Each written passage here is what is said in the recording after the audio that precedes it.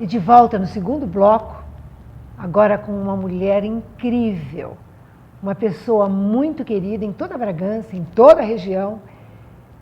Essa mulher que é professora, que é bióloga, que é escritora, que é uma super mulher ativa, inteligente.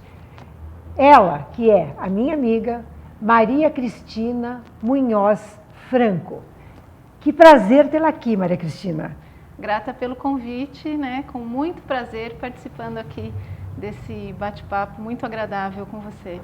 Eu acho que quem agradece sou eu e os nossos telespectadores, porque a gente, quando senta para conversar com você, a gente aprende sempre alguma coisa. E é uma delícia poder transmitir tudo isso para vocês. A partir de agora, 3 blocos com a Maria Cristina. Vamos lá, Maria Cristina? Vamos lá. Você que é, dentre todas esses seus títulos, né? Você é coordenadora da Sala Verde Pindorama, coordenadora de um projeto que é do Ministério do Meio Ambiente, junto com a Secretaria Municipal de Educação. Mas, eu já sei, mas será que você aí do outro lado sabe o que é isso? Nós vamos perguntar para ela. Maria Cristina, o que é essa Sala Verde Pindorama? Bom, a Sala Verde Pindorama é um programa do Ministério do Meio Ambiente, em parceria com a Secretaria Municipal de Educação de Bragança Paulista, no qual a gente desenvolve projetos de educação ambiental. Só existe em Bragança essa Sala Verde? Não, existem mais de 390 salas verdes espalhadas por todo o Brasil. Em 2007 nós participamos de um edital e conseguimos trazer para Bragança então uma dessa experiência do Ministério do Meio Ambiente, que é uma estratégia de descentralização das práticas de educação ambiental, né? E na Sala Verde Pindorama a gente trabalha com educação ambiental formal, né, com as escolas municipais, com formação continuada de professores, que acontece no NAPA, que é o Núcleo de Apoio ao Professor e ao Aluno, que é o braço pedagógico da Secretaria de Educação, né? Trabalhamos então diretamente com as escolas, mas também a Sala Verde tem um viés de trabalhar com educação ambiental não formal, que é aquela com a comunidade. Para trabalhar essa educação ambiental com a comunidade, a gente então desenvolve um outro projeto do Ministério do Meio Ambiente chamado Coletivo Socioambiental de Bragança Paulista. Que é o nosso coletivo, né? Isso, que é o nosso coletivo, que tem essa vertente do trabalho com os adultos na educação ambiental. Porque a gente fica muito no discurso de que temos que investir nas crianças para a educação ambiental, mas a gente não pode esquecer que os adultos sempre estão aprendendo.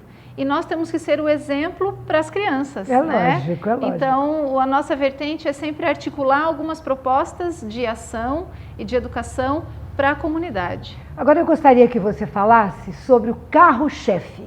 Qual é o carro-chefe das atividades todas que vocês têm? Então, do Coletivo Socioambiental, o nosso carro-chefe, na verdade, é o curso de agente socioambiental, que é a atividade que já vem desde 2008 acontecendo, né? E é onde a gente agrega muitas pessoas para pensar na perspectiva socioambiental, refletir sobre os valores, sobre as práticas do dia a dia, né? Nesse contexto. E quantas pessoas, desde 2008, vocês já formaram aqui? Nossa, foram já 10 turmas do curso de agente socioambiental, né? Então, a gente tem aí uma média de 250 a 300 agentes socioambientais já formados aqui na nossa região, que são esses educadores ambientais populares, que agem na sua família, na sua comunidade, no espaço de trabalho, multiplicando esses saberes ambientais. Delícia! Agora, essas atividades que vocês têm são inúmeras. A gente pode até elencar algumas, como o evento que marca as datas comemorativas, o artigo semanal às terças-feiras no Bragança Jornal Diário. Olha como eu estou sabendo, hein? Que é o Ambiente em Pauta. Tem as campanhas de incentivo à doação de sangue, que são fantásticas. Tem a feira de trocas, que eu acho que 9 já aconteceram. Isso. Que eu acho que a gente poderia estar aqui numa outra hora falando sobre isso. Sem dúvida. Eu pensei 2 atividades, Cristina. 2 delas. Uma delas você vai falar agora, que é a expedição fotográfica. Que me parece aconteceu agora, né? Sim, a expedição fotográfica é uma atividade que está bem fresquinha. É né? isso aí. Nós desenvolvemos agora entre os meses de agosto e outubro, que é uma proposta que nós já fizemos 4 edições. Né? A expedição fotográfica tem a intenção da gente unir o elemento fotografia, o olhar para a nossa cidade, para a nossa região e também o fomento de um olhar crítico, né, para problemas e elementos naturais e da constituição da nossa cidade. E qual foi o tema deste último? Esse ano, nosso tema foi Mirantes de Bragança, que discutindo um pouco, né, da proposta do coletivo, que a gente tem uma proposta, na verdade, de organização muito horizontal. Então, tudo é decidido em conjunto, as pessoas têm ideias e trazem para o coletivo e ali a gente discute e constrói, né? E aí trouxeram, então, para a gente essa ideia de que, por que não usarmos essa característica de Bragança, do seu relevo, dos morros, né? E aí a gente foi pensar um pouco que, em cima desses morros, a gente tem visões fantásticas de Bragança, que a gente passa no dia a dia e acaba não valorizando, não percebendo, exatamente. Né? E nós, então, elegemos 4 lugares de Bragança que nós caracterizamos como mirantes naturais. E levamos as pessoas numa estratégia de carona solidária, né? Muito legal isso. E fizemos então a visita nesses 4 pontos com o objetivo de perceber a paisagem da cidade, o belo dessa paisagem, mas também os aspectos críticos em relação ao uso e ocupação do solo, diminuição de áreas verdes, que caminhos está seguindo o crescimento de Bragança, né? E fotografando, né? Eternizando tudo isso. E eu sei também que vocês fazem uma expedição mesmo fotográfica e depois disso existe uma mostra itinerante, né? Isso. Que é muito legal e eu acho que eu vou participar da próxima. Com certeza. Outra coisa que eu queria que você contasse aqui para os nossos telespectadores, é sobre o Cine Debate, gente. Vai estar acontecendo, os panfletos já estão rodando Bragança e você não pode perder. Você vai falar agora sobre tudo isso. Isso, o Cine Debate também é uma outra proposta do coletivo, né, que une a cultura e a educação ambiental. Então, são 3 noites, agora será dia 22, 23 e 24 de outubro, no período da noite, no Napa, que é ali na Vila Aparecida, na Rua São Bento, em que a gente faz exibição de filmes e depois debates com convidados. E que filmes são esses? Esse ano, os filmes foram escolhidos para que a gente trabalhasse na proposta do pensar diferente, né? Que é uma perspectiva de que não adianta a gente pensar em solução com a mesma lógica que causa os problemas. Então, a gente tem que pensar diferente, pensar de outros modos, né? Outros pontos de vista. Para isso, a gente está trazendo na primeira noite um filme chamado Uma História de Amor e Fúria, que é uma animação, né? Animação brasileira que recebeu já alguns prêmios, né? E ele traz um pouco da história do Brasil, contada pela versão dos vencidos. A base seria, então, Cristina, uma mitologia indígena?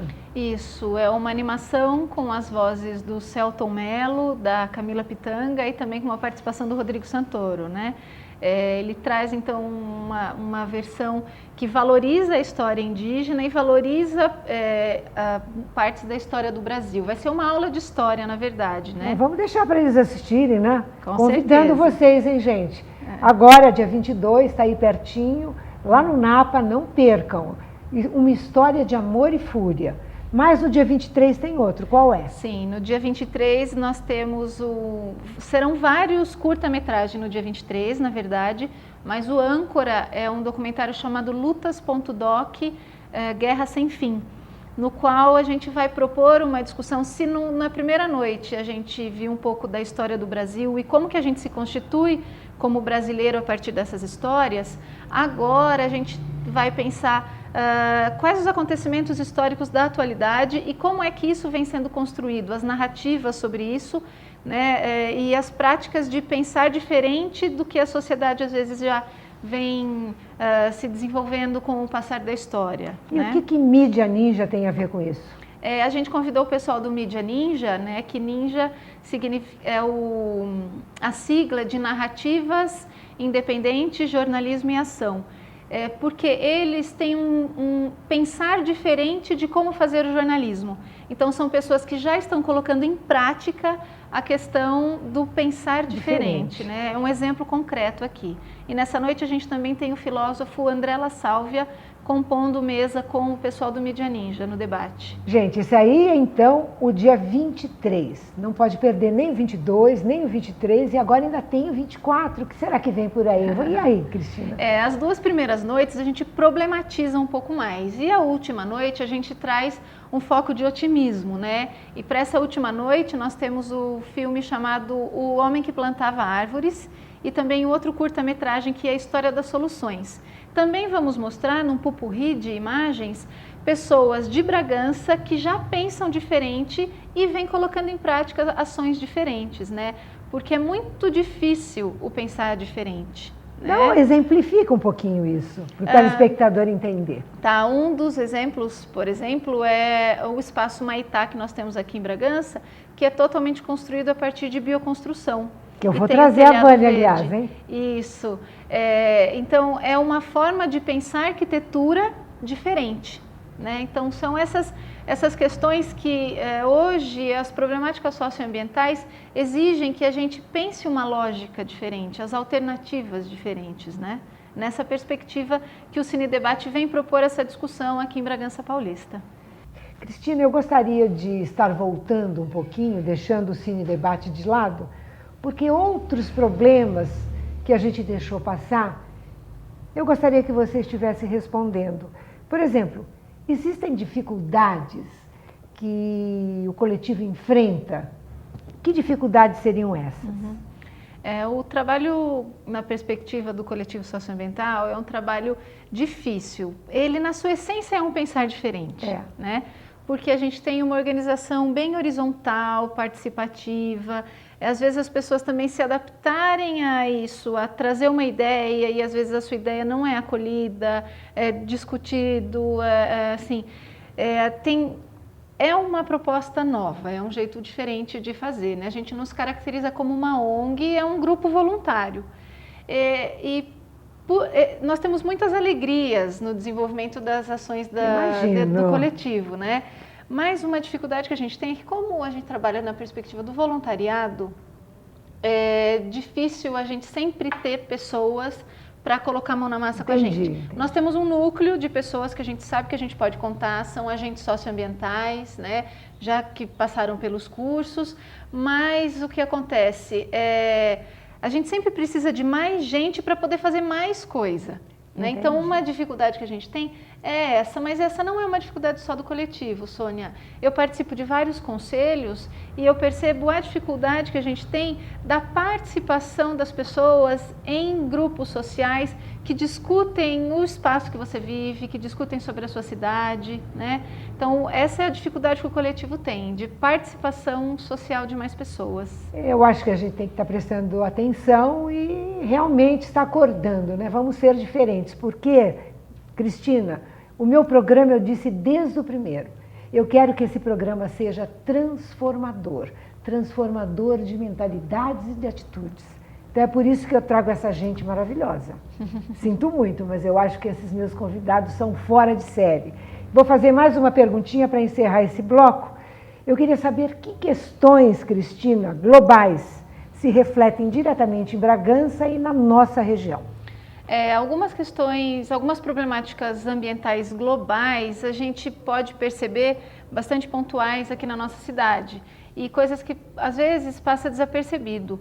Duas delas é a escassez de água e também a questão do consumismo, né? A escassez de água, a gente vive aqui na nossa região e tem bastante água e nós temos a represa e tem muitas nascentes e temos o Rio Jaguari. Só que quando a gente para quantificar entre a quantidade de água disponível e a demanda de água que a gente tem, a nossa região tem crescido muito a população. E com a construção do sistema Cantareira, parte da água do Rio Jaguari é revertido para abastecer a Grande São Paulo. E é um número grande, hein? Qual é a porcentagem? Sim, é um valor muito grande. 33% de toda a água aqui da nossa bacia, na verdade, vai para abastecer a Grande São Paulo, né? E o Rio Jaguari fica altamente comprometido com isso. tanto o rio Jaguari, que abastece Bragança, e outras cidades aqui da nossa região, e vai formar o rio Piracicaba. Então, na nossa bacia hidrográfica, fazendo um cálculo de quantidade de água per capita, hoje nós já temos uma quantidade disponível semelhante a países desérticos. Nossa, né? que absurdo. Então a gente abre a torneira e ainda tem água. Só que, na verdade, existe o consórcio PCJ, que é da nossa bacia hidrográfica, que ele já vem trabalhando há anos para gerenciar esse tipo de problema. E é um problema que a gente não se dá conta, mas a gente precisa começar a prestar atenção nisso. Tá aí. Informações necessárias? Sim, muito.